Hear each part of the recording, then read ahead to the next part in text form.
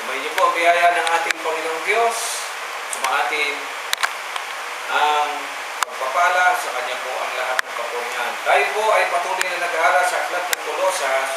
At dito na po tayo sa chapter 1, sa bandang dulo po. Karoon po tayo ng konting review upang may tuturo po natin ang pag-aaral na ito. Sabi po nung nakaraan,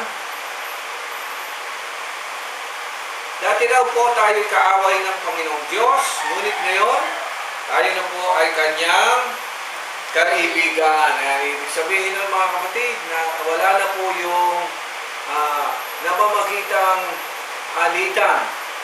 Alitan ng ano? Ng tao sa Panginoong Diyos. Well, ang Diyos po, hindi po yun nang-aaway, hindi po yun nanggagaling.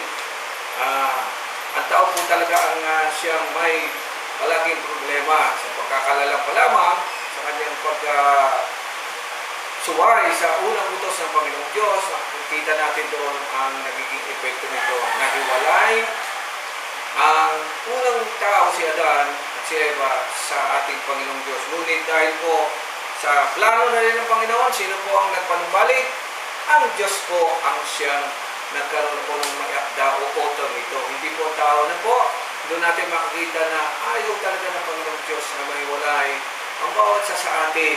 Kasi tayo Kanyang nilikha, mahal po niya tayo at gusto niya na makapilang siya sa buhay na walang hanggan. At ito na nga po sa ating panahon, dumating po ang Mesiyas, ang tagapamagitan, at dun sa mga nananalig po ay panumbalik na po tayo sa piling ng Panginoong Diyos. Kaya nga sabi rito, sa verse 10, sabi niya, sa gayon, makapamumuhay kayo ng karapat-dapat, at kalugod-lugod sa Panginoon. Number 2, sasagana tayo ngayon na hindi na sa masamang gawa, kundi sa mabubuting gawa. At number 3, lalawa ang pagkakilala natin sa Panginoong Diyos. Yan ang pagkaganda ng sinabi niya sa verse 10 na yun, ng chapter 1 ng Colossae. Yun po ang una natin ang pag-aralan at nakita natin ang pagkaganda ng ating future, no? Ang ating kinabukasan. Ulitin ko, number 1, makapagmumuhay ka na ngayon ng karapat-dapat. Yan. Karapat-dapat, hindi lang karapat-dapat, kalugod-lugod sa Panginoon. Kung kailangan kasi yung kaluguran ng Panginoon Diyos, magawa po natin yan. Pangalawa, ulitin ko, sasagana tayo sa, siyempre, pagpaganda ng ating pamumuhay, sasagana tayo sa mabubuting gawa. Ang nagiging epekto po ng kalugod-lugod sa Diyos, ngayon magagawa na natin yung tinatawag natin mabubuting gawa ayon sa gusto ng Panginoong Diyos. At pangatlo, ito pang isang napakalaking blessing mga kapatid, na habang tayo po naging kalugod-lugod, na habang tayo nakagagawa ng mabuting bagay, lalo po natin nakikilala ang kahangian, kadakilaan, at kapurihan ng ating Panginoong Diyos. Amen? Okay. Sabi doon mga kapatid, at lahat ng ito'y nagawa sa pamamagitan ng Kanyang minamahal na anak, kundi ang ating Panginoon Kristo. Sabi dito, napakaganda sa verse 15, sino ba ang Panginoon Kristo at ano ang Kanyang halaga kung bakit kinakailangan natin manampalataya? Sabi po ito kasi siya po ay larawan daw. Larawan ng Diyos na hindi nakikita. Sabi nga sa Biblia, wala pang nakakita sa Diyos ng kahit sa sino. Kasi wala siyang anyo na pwede po nating ihambing siya. No? Ikumpara siya mga kapatid. O kahit sa isip natin, i-imagine siya kung ito na wala pong ganun. God is invisible at yun ay isa sa kapangyarihan ng Panginoong Diyos. Pinuwagan sa Kanya. Pero sabi, kahit ang Diyos na invisible ay gusto niya rin maipahayag ang kanyang larawan at ginawa nga niya po yan sa unang Adan. Amen? Pero nagkaroon ng problema. Ngayon, ito yung huling Adan. Sabi ng aklat ng Hebreo, ang huling Adan ang ating Panginoong Hesus. At siya na ngayon ang larawan ng Diyos na hindi nakikita. Ngayon makikita na siya. Physically, pero sa pagmakita ng kanyang nilikha ang Panginoon Kristo. Sabi rito mga kapatid. Sa verse 21, sabi, dati kayo'y malayo sa Diyos at naging kaaway niya dahil sa inyong kasamaan. Ito, maraming hindi tatanggap ito. Pero talaga, ang lahat ng gumagawa ng kasamaan, kaaway po yan ng Panginoong Diyos. At katakasamaan ay wala po sa katangian ng Panginoong Diyos. Ngunit dahil sa kamatayan ni Kristo, Ayan yung kamukha ng Panginoong Diyos. All around, ginawa niya tayong kaibigan upang makaharap sa Kanya ng walang kapintasan, banal, at walang bakit. Kaya yun po ang ating mga napag-aralan noon, mga kapatid. Ang gusto po, ang layunin ng Panginoong Diyos, tayo po ay bumalik sa dati nating kalagayan at katangian. Ano yun?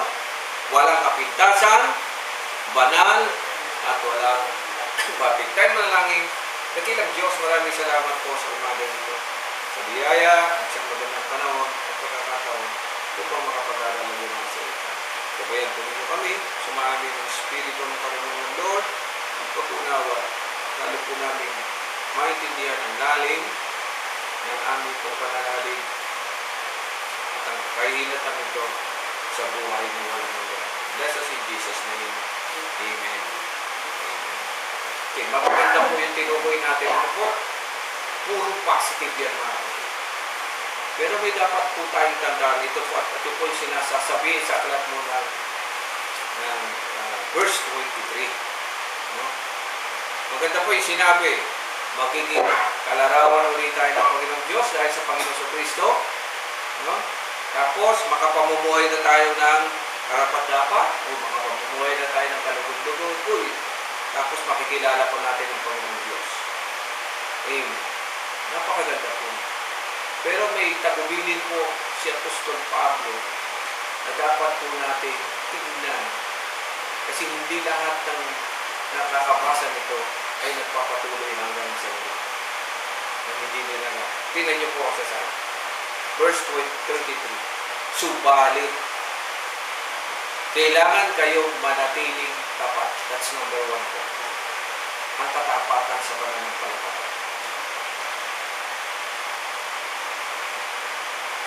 Hindi po yan basta-basta nakukuha.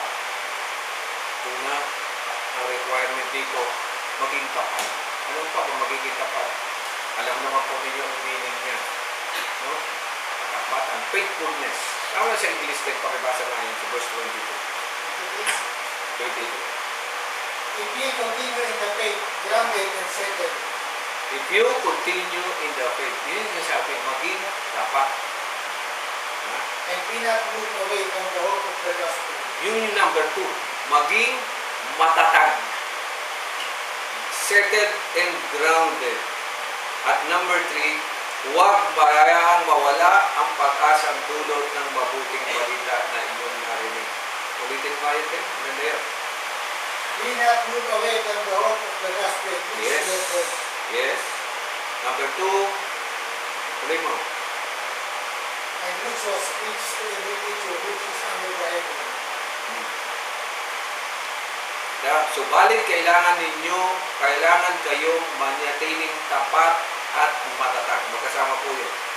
Katapatan, katatagan. At yung dalawang salitang yan, grounded and settled, ay hindi po madali. Sapagkat ang kaaway, gagawa ng lahat ng paraan para mawalay ka sa Panginoong Diyos. Diba? Dahil yung pandaraya, yung attraction sa sanlibutan dito, minsan yung mga material blessings pang nagiging hadlang para po tayo ay mapokus doon sa mga material things na yun at malimutan natin yung nagkaloob nito. So mahirap din. Kaya nga mga kapatid, grounded and settled. Ibig sabihin kahit anong mangyari, kahit anong tukso, magiging matatag tayo. Amen. Yan po ang ibig sabihin. At yan ay hindi basta-basta na sinasabi ng isang tao. Yan ay ginagawa. At kapag grounded and settled ka, ibig sabihin, matagal nang ginagawa mo yan sa Panginoon Diyos. Ang pagiging matatag ay nasusukat lamang sa panahon, takbo ng panahon. Kaya maraming Kristiyano, nung una, yun, excited, after 2 years, wala na. Minsan after 5 years, wala na. Minsan 10 years na nga, nawawala pa rin. Hindi po gano'n. Pag sinabing grounded and settled, magmula nung makakilala ka sa Panginoon, hanggang sa kaduluduluhan ng panahon, dapat wala po yan pagbabago. At sino nakakalam yan? Eh siyempre yung individual po na siyang nagsasabi na siya yung nakapagkakaya. Ito'y paalala lamang, sabi dito, huwag bayaang mawala ang pag-asa. nagiging grounded and settled kasi may pag-asa kang inaasam. At anong pag-asa yung buhay na walang hanggan. Hindi pwedeng mawala ang pag-asa na palaging meron kang inaasahan. Kasi ano raw? Ang pananampalataya ay anong pananampalataya? Ang pananampalataya ay naniniwala ka na mangyayari ang mga bagay na inaasahan at darating ang pananampalataya. Backing out, kahit anong mangyari. Minsan nga mga kapatid, nakikita ko yung mga nangyari nung sa history ng unang Kristiyano, yung iba nga namatay. No? Namatay dahil sa pananampalataya. O pinatay ng dahil sa pananampalataya. Yung first century nga, yung unang mga Kristiyano, ipinapo sa krus, may pabaligtad, may pinagutan ng ulo, may pinakain sa lima. Napakahirap. Pero hindi na nga siguro tayo nilagay ng Panginoon doon dahil baka nga hindi natin kaya. Yung mga yon ang matatag, yung mga naunang yung mga kapatid. Sa atin, sa panahon natin ngayon, marami rin tayo dinadana, hindi pa masyado, pero sana nga, kahit na gano'n, mabigat man o hindi, manatili tayo sa ating pananalig sa ating Panginoon. Ulitin ko, kailangan daw manatiling matapat at matatag, ha? Katapatan at katatagan. At huwag bayaang mawala ang pag-asa. Palagi kong na there is always hope. Sabi nito, niloob ng Diyos na akong si Pablo ay maging tagapangaral ng mabuting balita nito na ipanahayag sa lahat ng tao. Verse 24. Nagagalak ako sa aking pagbabata. Matindi, ha? Ito matatag. Kung babata na. Kasi nung sinulat ito ni Paul, ay nasa bilanguan po yata siya nito. Persecuted po siya nito. Pero sa kabila ng lahat ng iyon, mga kapatid, hindi niya iniintindi, nananatili. Kaya niya sinasabing, magpakatatag kayo kasi yun ang nangyayari sa kanya eh. Na kahit anuman ang persecution na nangyayari sa kanya, wala po siya, no? Simulat lang siya dito sa Colosas, sa magitan nila Epapras, mamaya sa bandang huli makita niyo kung sino kasama niya mga kapatid. Naging tapat siya. So hindi po basta-basta ang nangyari. Hindi basta-basta sinasabi ito ni Pablo. Sinasabi niya ito dahil naranasan niya ito. Nakatulong siya pero hindi pa rin naniniwala ang kanyang pananampalataya at pag-asa na kahit gano'n ang kanyang kalagayan po ay patuloy lang siya. So, hindi naman sa atin. Diba? Kaysa nagamadas na ng hirap, pagdaras ka ng sakit, o karamdaman, panghihina. Pero hindi yung sapat upang ihiwalay ka sa Panginoon. Kawalan. Minsan danger mga kapatid. At dito mga kapatid, ang kita sabi ni Paul, nagagalak pa siya sa aking pagbabata daw. Nahihirapan siya dahil alang-alang sa inyo sapagkat sa pamamagitan nito ay na ipagpapatuloy ko ang paghihirap na kailangan pang gawin ni Kristo para sa iglesia na kanyang katawan. Kung tutusin, di po ba napako ng Panginoon Kristo? Dinanas siya na yung sakit. Amen. Napagtagumpayan yun. Po niya yun. Muli siyang nabuhay. At ngayon umakit sa langit. So yun ay isang larawan mga kapatid ng execution ng pagtitiis at katapatan. Pero hindi ibig sabihin, yung mga mananalig pala ay hindi rin daranas ng gano'n. Sana nga, gano'n na lang na tinapos mo na naman sa kusip. Hindi sana, hindi na kami. Pero sabi rito, hindi. Kung anong dinanas ng Panginoon sa Kristo, dadanasin din ng bawat isa sa atin. Yun ang isang katotohanan sinasabi rito, sabi, kinakailangan na ipagpatuloy daw natin ang paghihirap na kailangan pang gawin ni Kristo para sa iglesia na kanyang katawan. Pinoprotektan yung iglesia. Well, somebody has to make sacrifices. Naintindihan po ninyo yun? Kinakailangan meron din magsasakripisyo. At ini-encourage niya ang bawat isa, mga katakolosas, na maaaring magsakripisyo sila. At kung mangyari man yan, aalang-alang ito sa ikagagaling ng iglesia. Ako'y naging lingkod dito, nang hirangin ako ng Diyos upang ipahayag sa inyo ang kanyang salita. Hinirang niya ako upang lubusang ihayag sa inyo ang hiwaga na mahabang panahong naliw Ngunit ngayon, inihayag sa kanyang mga anak. Pakibasa natin sa verse 26. Colossians 1:26. Even a mystery which had been hid from ages and from generations, but now is made manifest to the saints. Yan. Medyo mahirap po intindihin dito, no? Ito na pala. Inibig ng Diyos na ihayag sa lahat ng tao ang dakilat kamakamanghang hiwaga. Ano ang hiwaga? Ito ang hiwaga. Sulat na po pala.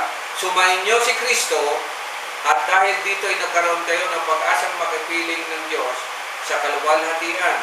Iyan ang dahilan kung bakit namin ipinangangalan si Kristo, pinaalaala namin ang lahat at buong linaw na tinuturuan ayon sa aming makakaya upang maiharap namin sa Diyos ang bawat isa, sakdal at walang kapintasan dahil sa pagkipag-isa kay Kristo.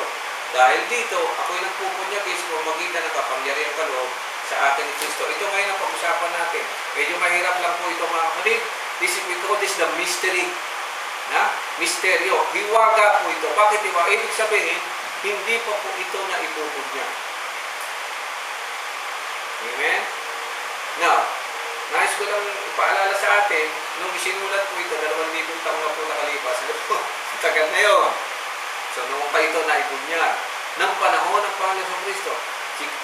The mystery of godliness ang tinatawag po ito. Isang hiwaga. Pag hiwaga, hindi kagad ito lubos na naunawaan. Ang hiwagang ito, ang sabi rito mga kapatid, ang sabi rito, nakasulat na rin naman, sumainyo si Kristo. Sumainyo si Kristo. At dahil dito nagkaroon kayo ng pag-asang makapiling ng Diyos. Now, yung medyo malalim po, yung pagkakahiwalay po ng unang Adan sa Panginoon ay isang palaisipan kung paano makapabalik ito sa piling ng Panginoon Diyos. Naalala mo niyo si Adan at Eva? Pinalayas po sila sa Garden ng Eden. Amen. So ano ang layunin ng tao talaga? Makabalik ulit. Yun lang po, makabalik ulit sa piling ng Panginoon. Nasaan ang Diyos? Nasa Garden ng Eden ng kayo ng unang yung mga paraiso na tinatawag. Ang pilit na inaalam po ng unang tao kung paano sila makababalik doon.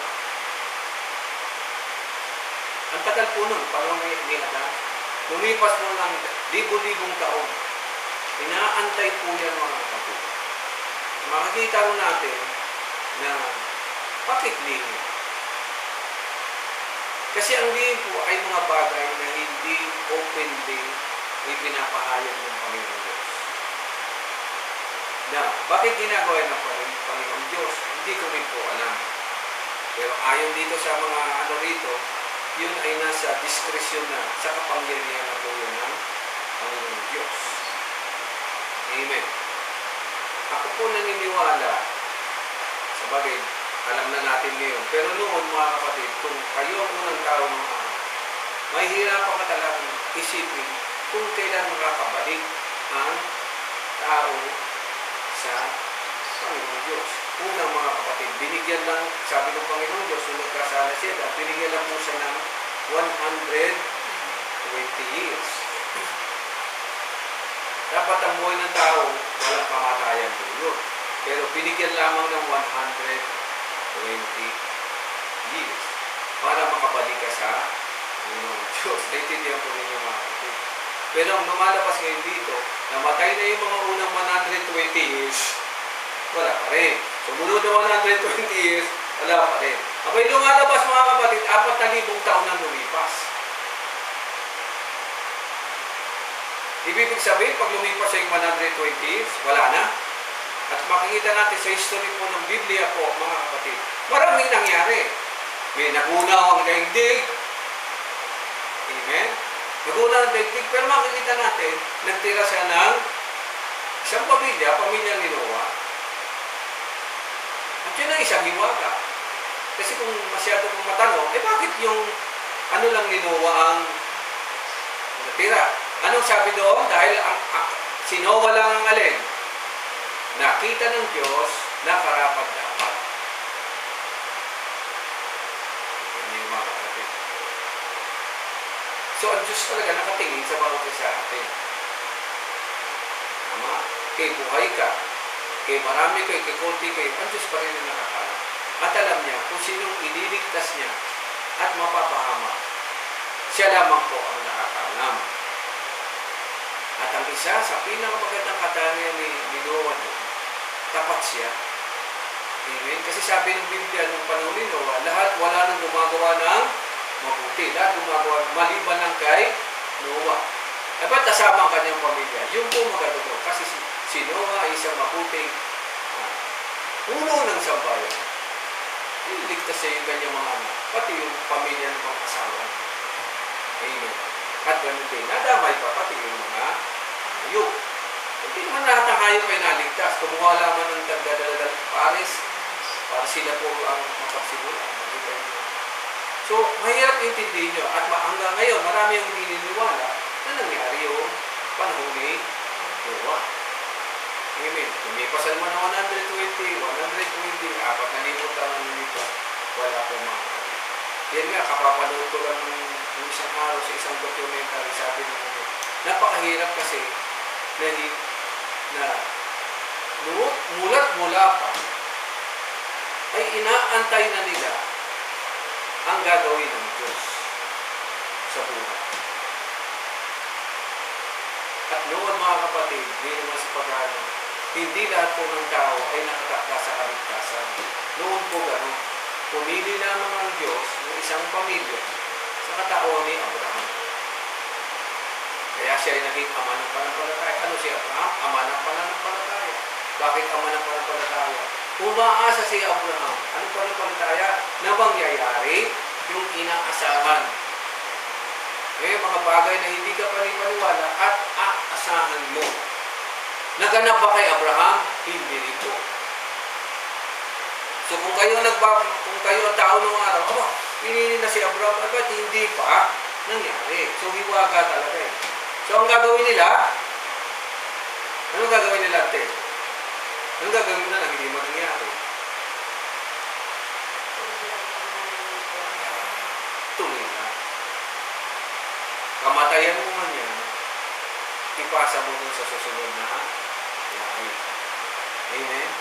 Sali-sali lahi. Sali-sali lahi. Amen? Hanggang napunta kay Moses, so matagal na panahon yun. Nangyari na ba kala Moses? Binigyan na sila ng 10 Commandments, hindi po ba? Nangyari na po ba? Pati si Moses ay hindi nakapasok sa magingit yun sa Diyos. Hindi nakapasok sa upang pangako. Di po ba? Di po siya nakapasok? Hindi po. Ay, hindi po. Kasi sabi doon naman, nilibing sa Diyos. Mamaya natin naman. Di okay. Tinanggap na ba nila ang pangako ng Diyos? Hindi pa rin. Katapos, pag tinignan ninyo yung Biblia natin, iba po ang Biblia ng Hebreo, ang dulo natin sa atin, Malakay. Sa original po, hindi po Malakay yung dulo. Iba po. Para na natin discuss yun. Iba yung Biblia kasi ng Hudyo, iba yung sa atin. Pero sa atin, sa bumukan nito, sabi doon ng eskola, bakit gano'n? Magmula kay Malakay hanggang kay Mateo ay 4 taon po ang pagitan.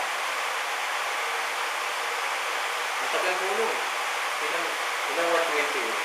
Tatlong kalahating 120 yun. Yung tatlo, 360, 40. Halos tatlong kalahating daang taon pala ang lumipas. Kaya yung mga eskolar, araw pa, naghihirapan sila bakit tumigil ang salita ng Diyos dun sa Malakay. Ibig sabihin po, wala ng propeta. Amen? Wala na naghahayag na salita ng Diyos. Sa loob ng 400 taon, mag-isip kayo. Ano sita sa palagay? Tayo nga lang eh, pag mga 6 na po na, wala na yun. Ilang taon na? 10 taon, wala na, tagal na eh. Sa kanila, 400 taon. Pero anong ginawa ng mga Hudyo ate? Ano tayo sabihin? Patuloy lang sa pananampalataya. Kaya kung sinabing, dahil ang isang henerasyon po ay 400 years, so ilang henerasyon yun po? 100, ano? 10 henerasyon, ang lumipas po. So yung kaantay.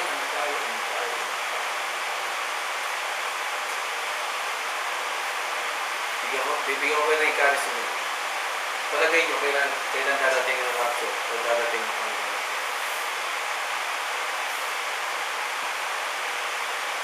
Kailan po sinabi yan ng Panginoon? Nung buhay pa, nung nabuling na buhay ang Panginoon. Ilang libong taon na po ngayon? 2,000 taon na po ang lumipas. Ibig sabihin, hindi pa natutuloy? Sige nga. Panahon pa nila, Pedro, pinatay silang lahat. 100 years. Ngayon po, 2,000 taon na. Anong ibig sabihin? Ang mga tanga tayo, na hanggang ngayon naniniwala tayo. Yan po ang isang dahilan kung bakit marami po ang hindi naniniwala po sa Panginoon sa Kristo sa panahon natin. Kasi ang katwiran niya, 2,000 taon na hanggang hindi pa naniniwala. Pero katulad ng sagot niya natin, ano gagawin natin natin? Tuloy lang sa pananampalataya. Kasi ang may hawak ng oras sa panahon ng Diyos. Ang dami niyo, sabi ng Panginoon. Ito yung maganda. Sa Diyos po kasi ang 1,000 taon, isang araw.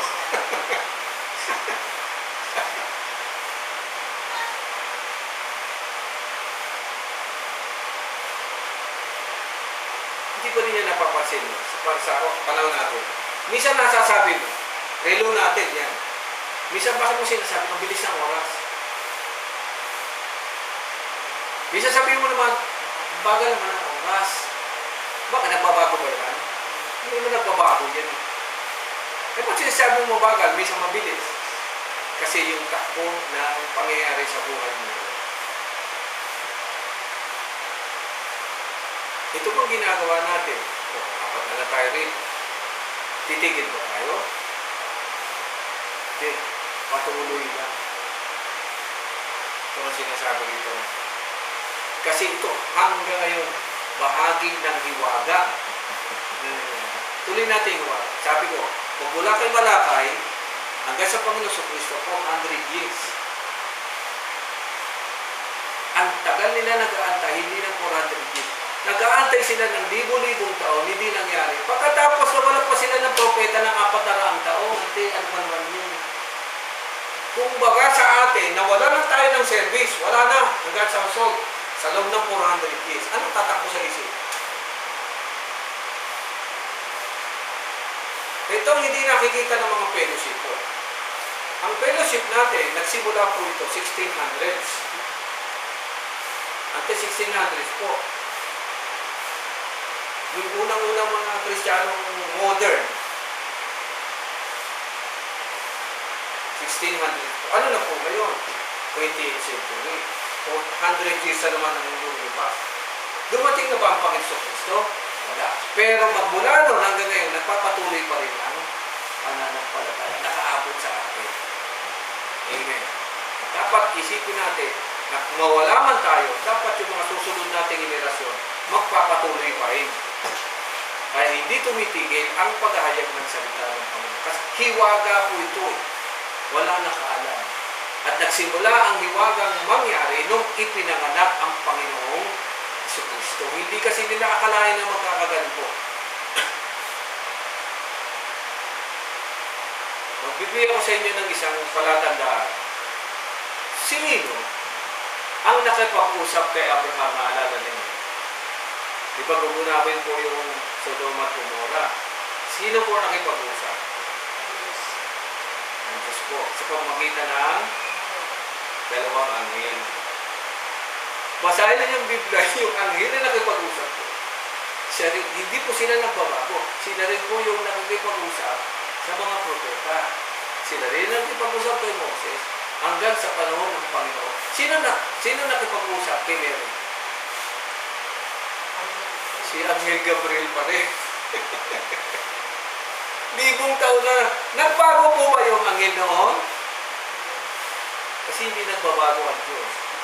At yung mga mensahero, ibig sabihin, hindi sila sakop ng takbo ng oras, ng takbo ng panahon. Lumipas man tayo dito lahat, sila hindi nagbabago. Ang Diyos talaga po ang hindi nagbabago. Amen po mga kapatid. Nung namatay ang Panginoon, doon nila na-realize na natupad na ang inaantay nilang hiwaga na ang Diyos ay nagkatawang tao. Ang yun po ang hiwaga po natin. Ang Diyos ay nagkatawang tao. Dati na po bang nangyari yun? Opo. Nangyari na po yan sa unang Adan. Yung wangis sa Diyos ibinigay kay Adan. Kaya tawag sa Panginoon Kristo, huling Adan. Kasi galing din po sa naman, tulad natin. Umalis na po ang Panginoon sa Kristo. Amen? Ang sabi ng Panginoon naman, mag-antay kayo. Ilang libong taon na pa ang lumipas nung sinabi niya, 2,000 taon na po. Nag-aantay pa po tayo ng lahat.